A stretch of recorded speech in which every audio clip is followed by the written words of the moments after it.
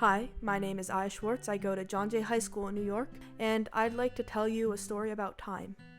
My grandpa owns 16 clocks. Growing up, each time I entered my grandparents' house, I would be greeted by a surround sound of ticking coming from each corner of the house. Each hour on the hour, the clocks would sing in unison. While my mom would complain, saying it sounded like a horror movie, I found it rather mesmerizing.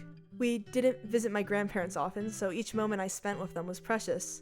Whether I was stuffed between my grandparents on the couch reading the Sunday paper or providing a slew of never-ending musical performances, I always cherished my time with them. Of all our activities, though, winding the clocks was the most memorable. In my eyes, Grandpa was the keeper of time, holding the keys to all the clocks. If I was lucky, he would hand me the small brass key so I could try winding them myself.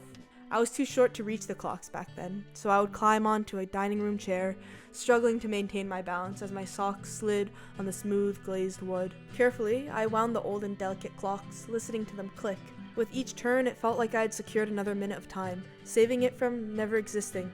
Back then, entering my grandparents' house was like being transported to a different world, a world where time moved slower. The two of them had all the time in the world, and they shared some of it with us.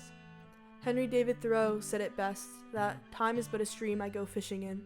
The quote hangs on one of the broken clocks in my grandparents' house, reminding us that no matter how much we would like it to not be true, time doesn't always move in our favor.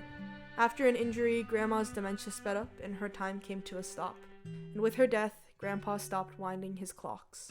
We now measure time with an army of Alexas, while the old clocks are relegated to collecting dust. Things are different now. I now call my grandparents' house home and live there every other week. The sound of light ticking no longer echoes throughout every room, and I can no longer tell when the top of the hour arrives, because Grandpa's clocks no longer sing.